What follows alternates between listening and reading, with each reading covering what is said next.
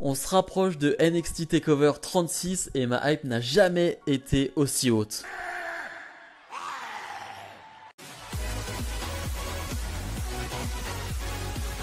Et bonjour à tous, on se retrouve aujourd'hui pour les résultats de NXT du 10 août 2021. Le show qui débute avec un énorme match. On retrouve Dakota Kai, donc la challengeuse numéro 1 au titre de Raquel Gonzalez, qui va faire face à Sarray. De base, on devait avoir Sarray contre Ember Moon, mais finalement les plans ont changé. On nous a indiqué sur Twitter que finalement Ember Moon était blessée. Alors je ne sais pas si c'était une réelle blessure, si c'était un changement de plan de dernière minute. En tout cas, si c'est une blessure, j'espère que ce n'est pas trop grave pour Ember Moon, elle qui a été vraiment inquiétée par les blessures. Donc voilà, j'espère que c'est pas trop grave si c'en est une.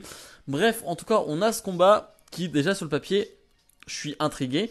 Et en même temps, je me dis, est-ce que c'est vraiment une bonne idée? Parce que dans tous les cas, si l'une des deux doit perdre, c'est pas bon signe, c'est pas très bon. Mais bref, ça on en reparlera après le combat. Combat vraiment très très bon. Je commence à comprendre le style de Sarray. Je trouve que c'est un mélange, si je peux me permettre, si je peux synthétiser, entre Kairi Sane et Asuka. C'est-à-dire qu'elle a la violence d'une Asuka, je trouve. Je parle de ses dropkicks. Elle a un dropkick dans les cordes qui est d'une violence. Ouais, c'est assez chaud. Et en même temps, je trouve elle a cette rapidité, elle va pas voltiger, mais disons qu'elle va aller monter sur le coin du ring. Elle va un peu à la Kairi Sane. Voilà, elle a le gabarit plus fine comme une Kairi Sane. Je trouve que c'est un mélange des deux, ce qui fait vraiment un bon combo. Hein, on va pas se mentir, ça donne vraiment un bon combo et ça donne vraiment un très bon match qui, je trouve, est assez technique pour le coup. Je trouve que c'est assez technique. Il y a beaucoup d'enchaînements au sol, des enchaînements avec beaucoup de contres, avec des roll-ups. Enfin, vraiment, c'est un bon match qui finalement va s'arrêter assez brutalement, je trouve. Je trouve que la fin est presque trop brutale. Je la vois presque pas arriver. C'est presque pas un enchaînement. C'est Dakota Kai qui va bim sortir son kick d'un coup comme ça sur le coin du ring et qui va remporter ce combat. Je parlais de match un peu casse-gueule parce que Sarray n'a pas perdu de combat pour le moment à NXT et tu la mets directement face à une challengeuse numéro 1 au titre. Donc tu ne peux pas faire perdre Dakota Kai non plus. Donc ils ont choisi de faire gagner Dakota Kai, ce qui est plutôt logique, mais ce qui casse un peu le momentum de Sarray, même si elle n'a pas un momentum de fou, c'est-à-dire qu'elle n'a pas eu de grosses victoires face à une Yoshirai, face à une Dakota Kai, face à un Raquel Gonzalez. Donc voilà, c'est pas très grave non plus, mais bref, après le combat, Raquel Gonzalez va s'en prendre à Dakota Kai qui voulait attaquer à nouveau Sarray et qui va faire une mini promo en disant que voilà, elle va battre Dakota Kai à NXT TakeOver. Et j'ai l'impression qu'on essaye de faire Raquel Gonzalez la face dans cette histoire. Je sais pas si c'est une bonne idée. Voilà, j'aime bien Raquel Gonzalez en heel, mais en même temps, c'est la trahison de Dakota Kai, donc t'es obligé de faire Dakota Kai en heel. Ilja Dragunov arrive sur le ring, donc un membre du roster de NXT UK, hein, si vous ne connaissez pas. Il va affronter Walter à NXT TakeOver 36, un match que j'attends énormément. Voilà, je ne suis pas tout le temps NXT UK. Bon, on a notre française, donc je suis maintenant NXT UK. On a même deux françaises, on a même plusieurs français, même avec Tristan Archer qui est de temps en temps NXT UK. Donc voilà, c'est un show que j'essaye de suivre le plus souvent possible. Et donc, c'est un show où on retrouve Walter et Ilja Dragunov. Et ça annonce un match exceptionnel, vraiment. C'est un match qu'on a déjà vu, qui était déjà incroyable. Mais bref, en tout cas, Ilja Dragunov qui vient de dire: voilà, je suis pas quelqu'un qui parle beaucoup. D'où je viens, on parle pas beaucoup parce que les mots ne veulent pas dire grand chose. Moi, je parle avec mes points. Et voilà, je vais faire quelque chose que personne ne croit possible. Je vais battre Walter à NXT TakeOver. Et Pete Dunne va intervenir. Pete Dunne qui est un ancien champion NXT UK, hein, si vous ne le savez pas, qui a été longtemps à NXT UK, qui a été l'un des plus grands champions de l'histoire de NXT UK, alors qui a été dépassé maintenant par Walter, il me semble. Mais en tout cas, voilà, c'était quelqu'un de très important à NXT UK. Et Pete Dunne qui va dire, voilà, sans moi, NXT UK ne serait rien. Donc remercie-moi parce que, voilà, sinon, il n'y aurait même pas d'NXT UK aujourd'hui. Et Dragunov qui va lui dire: non mais très bien, mais je vais faire quelque chose que tu n'as jamais fait. Je vais battre Walter. Et c'est vrai que Pete Dunne n'a jamais battu Walter. Match très incroyable, ça se dit pas trop, mais match vraiment incroyable hein, face à Pete Dunne, Walter. Mais bref, en tout cas, ceci va mener à ce que ce soir, on va avoir Ilja Dragunov face à Pete Dunne. Ok, d'accord, ça j'aime beaucoup. Donc voilà, on aura le match plus tard dans la soirée. Ça promet une sacrée dinguerie. Elle est Knight, accompagnée de son majordome, forcément Cameron Grimes, qui fait face à André Chase. qu'on a vu lors du tournoi NXT Breakout, je crois. Bref, combat qui ne va pas durer, hein. LA Knight va gagner en quelques secondes. Ce qui est important, c'est l'après-match où LA Knight veut subir quelque chose, veut faire subir quelque chose à Cameron Grimes. Mais finalement, on a Million Dollar Man, Ted DiBiase qui arrive et qui va faire une promo très très intéressante qu'on sentait venir depuis quelques semaines maintenant, qui va parler à Cameron Grimes, qui va lui dire fais ce que tu as envie de faire, voilà, suis ton cœur, fais ce que tu veux être en fait, fais ce que tu as envie de faire tout simplement. Il y a LA Knight qui veut lui dire non mais non, en fait non, c'est pas, ça marche pas comme ça. J'ai adoré Million Dollar Man qui lui dit non, tais-toi en fait LA Knight, ferme-la, c'est pas à toi de parler. Et qui va proposer quelque chose, Million Dollar Man, un nouveau match entre Cameron Grimes et LA Knight à NXT TakeOver 36 qui sera pour ce titre de $1 000 000 et avec une proposition très intéressante de LA Knight.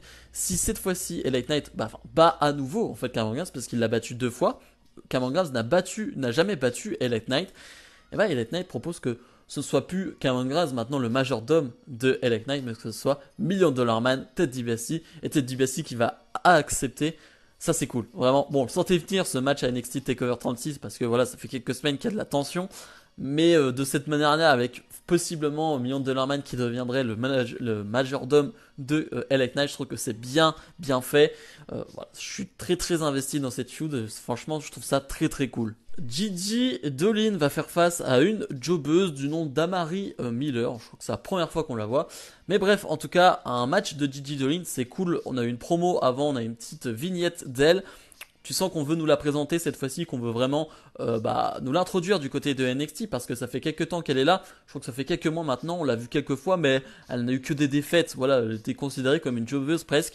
Alors que, voilà, de ce que j'ai vu, moi, cette catcheuse du nom de Priscilla Kelly dans le circuit indépendant, voilà, tout le monde était hypé par son arrivée parce que c'est quelqu'un de très important qui a beaucoup de talent, qui est assez jeune et qui a un gros potentiel. Donc voilà, moi je suis intéressé quand on me dit qu'il y a quelqu'un qui arrive à la WWE et qui a un gros potentiel. Bref, en tout cas, elle va squasher en tout cas Amari Miller avec un finish très très cool. Alors je ne sais même pas comment ça s'appelle, je ne saurais le décrire parce que vraiment c'était assez impressionnant, c'est assez rapide et j'y comprends pas grand chose, mais en tout cas très très cool ce finish. Donc victoire de Gigi Dolin. Voilà, on commence à nous l'introduire et voilà, il faut introduire de nouvelles superstars féminines maintenant dans le roster féminin. Et Gigi Dolin, ça peut être très très sympathique. Sur le ring, on retrouve William Regal avec Kyle O'Reilly et Adam Cole. On doit choisir les stipulations de leur combat à NXT TakeOver 36. Et oui, parce que leur combat sera un 2 of 3 falls, c'est-à-dire qu'on aura un match en 2 ou 3 parties. Hein. Bon, on le sait, hein, ces combats-là se terminent toujours sur la 3e partie. Hein. Il n'y a jamais de 2-0, ce sera un 1-1 qui va se terminer sur la 3e partie. Pardon. Et donc, c'est Kyle O'Reilly qui doit choisir. Et pour commencer, lui, il choisit un match simple. Match classique pour commencer le combat. Donc voilà, très classique pour le coup aussi. Adam Cole qui lui va faire, je trouve, une meilleure promo que Kyle O'Reilly. Je trouve qu'il est plus intéressant dans ce qu'il dit et dans la manière dont il dit. Adam Cole est meilleur en promo que Kyle O'Reilly. C'est un fait. Adam Cole est plus habitué à faire ce type de promo et ça se sent parce qu'il va manger tout cru Kyle O'Reilly en termes de promo. Et Adam Cole qui va choisir pour le deuxième combat un street fight. Hein, donc pas vraiment de règles, hein, ça va être du grand n'importe quoi. Ça c'est cool. Et finalement Adam Cole qui va vraiment s'énerver et qui va dire mais je suis un meilleur catcheur, je suis le meilleur catcheur que NXT ait connu. Ça va commencer à se frapper entre Kyle O'Reilly et Adam Cole. Et finalement William Regal va choisir la dernière stipulation qui sera un Steel Cage, donc un match en cage. Et bah nickel, hein, on aura 3 bonnes stipulations pour NXT TakeOver, un match que j'attends énormément, vraiment, un combat que j'attends. Je ferai peut-être, je pense que recommencer mes pronostics, faire des vidéos pronostics, j'en reparlerai de ce match. Je pense que je vais refaire ça, parce que ça m'intéresse de refaire des pronostics. Mais voilà, en tout cas c'est un match que j'attends énormément. Demi-finale du tournoi NXT Breakout, on retrouve Odyssey Jones face à Trey Baxter. Je dois l'avouer, je suis déçu. Vraiment, je suis assez déçu de ce combat. Pour le coup, je m'attendais à un match plus long. Je comprends pas cette fin. Vraiment, je sais pas ce que vous en avez pensé, mais c'est trop brutal. Je parlais de fin trop brutale pour le Dakota Kai face à Sarai. Mais là, c'est encore pire. C'est-à-dire que vraiment, je commence à rentrer dans le combat. Il commence à avoir 2-3 moves sympas avec un Odyssey Jones qui fait parler sa puissance et un Trey Baxter qui, lui, fait parler son agilité et sa vitesse. Je me dis cool, allez, on rentre dans le combat tranquillement. C'est quand même une demi-finale. Et bim, ça se termine. Ok, d'accord, assez déçu. Vraiment, c'est rare que je dise ça pour un match du côté de NXT où je devrais attendre, parce que là on parle d'une demi-finale d'un tournoi important. Et ben là je suis déçu, vraiment. Odyssey Jones qui va remporter ce combat avec en plus une prise assez banale, c'est-à-dire que c'est pas, je trouve pas que son finish est très impressionnant en plus, donc c'est pour ça que je m'attendais pas à une fin comme ça. Mais en tout cas, Odyssey Jones qui remporte ce combat et voilà, dites-moi en commentaire ce que vous en avez pensé, mais assez déçu de ce combat, j'en attendais beaucoup mieux. Boa face à Drake Maverick, Boa toujours accompagné de Tiancha hein, qui est assis sur son trône. Boa qu'on n'a pas vu catcher depuis très très longtemps du côté de NXT, hein. C'était plutôt Xayali dans le clan qu'on essayait de pusher. Là on retrouve Boa face à Drake Maverick. Et là aussi, pas un très très bon combat, vraiment je trouve que c'est un poil long en plus. Je sais pas s'il y avait besoin de faire un match aussi long et c'est pas très intéressant. Voilà, Boa est pas un mauvais catcheur, mais je sais pas s'il y a vraiment une plus-value avec lui, s'il apporte vraiment quelque chose à NXT. Voilà, le truc autour de Tiancha peut apporter quelque chose à NXT avec Xayali qui a potentiel. Boa, pas trop. Voilà, Boa qui va finalement l'emporter suite à Tiancha qui va cracher au visage une substance sur Drake Maverick. Et voilà, Boa va gagner ce combat, mais voilà, pas non plus très emporté par ce combat. Le main event, Ilya Dragunov face à Pidon. Match de très très haut niveau. Si vous ne connaissiez pas, comme je l'ai dit, Ilya Dragunov, bon, je pense qu'il vous a montré qui il était. C'est-à-dire quelqu'un qui frappe très très fort, qui ne retient pas ses coups, qui ne retient rien dans ses prises. C'est assez violent, c'est très très brutal. Voilà, c'est du Ilya Dragunov, donc voilà, vraiment le Walter Ilya Dragunov, avec un Walter qui lui, bon, quand on parle de ne pas retenir ses coups, je pense que Walter est le premier, hein, pour le coup, donc ça va être n'importe quoi. J'ai des images en tête déjà de Ilya Dragunov contre Walter, leur précédent match, où Dragunov prend des chops sur le torse assez impressionnantes. Mais bref, le combat est vraiment très très bon. On a la technique d'un Pete Dunne qui va essayer de ralentir le rythme, qui va essayer de mettre au sol Dragunov, un Dragunov qui va se relever, qui va mettre des gros coups de coude, qui va frapper très très fort, que ce soit sur le torse, que ce soit sur la tête de Pete Dunne. Vraiment, je trouve que c'est une bonne opposition de style. Parce que Dragunov a un peu un style hybride, il sait à peu près tout faire, il va même monter sur le coin du ring, il va faire des sortes de swanton, enfin voilà, il sait à peu près tout faire Dragunov, donc il sait tout faire, donc il peut s'adapter à tout le monde, et un Pete Dunne qui sait tout faire aussi, mais qui est très très fort au sol, sur les techniques au sol, sur les soumissions, bref, ça donne vraiment un excellent combat. C'est le combat que je vous recommande sur ce NXT, vraiment regardez-le. Une fin de match où finalement Walter va intervenir sans vraiment intervenir, c'est-à-dire qu'il va se montrer, hein, le champion NXT UK, ce qui va coûter la victoire à Dragunov, donc victoire de Pete Dunne. Après le combat, Walter va vouloir s'en prendre à Dragunov, mais Dragunov va réussir à s'en sortir et va poser avec le titre NXT UK pour finir le show. Alors, si on revient sur la fin, je trouve ça dommage, je trouve ça un peu bête même de donner une défaite à Dragunov avant son match face à Walter. Ok, c'est une intervention de Walter, mais je sais pas si c'est une bonne idée de lui donner une défaite. Ça casse un peu le momentum, ça montre forcément qu'il n'est pas aussi fort qu'on le pense. Et une victoire de Pete Dunne, je comprends pas, c'est-à-dire que ça fait quelques moments ou quelques temps qu'on ne sait pas trop ce qu'il y a à faire avec Pete Dunne. Voilà, il n'y a pas grand monde à affronter pour Pete Dunne, et là tu lui donnes Dragunov et il gagne. Voilà, je sais pas trop quoi en penser, dites-moi ce que vous en pensez. Moi, j'aime pas trop ça. Voilà, si je dois être honnête, quand j'ai vu Pete Dunne gagner, j'aime pas trop ça. Bilan de ce NXT, c'était pas mal, mais je dois être honnête, c'est pas le NXT que j'ai préféré. Voilà, vraiment, très honnêtement, il y a des problèmes, je trouve, en termes de résultats de combat, en termes de finalité de combat, je trouve qu'il y a quelques problèmes. Je trouve aussi qu'il y a des choses pas très intéressantes. Je pense à Boa contre Drake Maverick.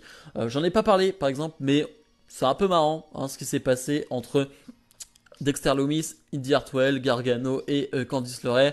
Voilà, où Dexter Lumis a dîné au restaurant avec Indy Hartwell. C'était plutôt cool avec le Gargano qui joue vraiment le père de famille, qui est en mode faites pas de conneries ce soir, machin. Bref, je trouve ça plutôt marrant, mais voilà, c'est assez secondaire, j'ai envie de dire, dans ce NXT. Mais voilà, c'est pas un NXT très inoubliable. Voilà, franchement, c'est un show très oubliable. Voilà, le main event, juste, je vous le conseille, regardez-le, mais sinon, le show, il faut le dire quand c'est pas incroyable, et là, pour le coup, c'était pas incroyable. Bref, comme d'habitude, n'hésitez pas à mettre le petit pouce bleu et à vous abonner. Salut, salut!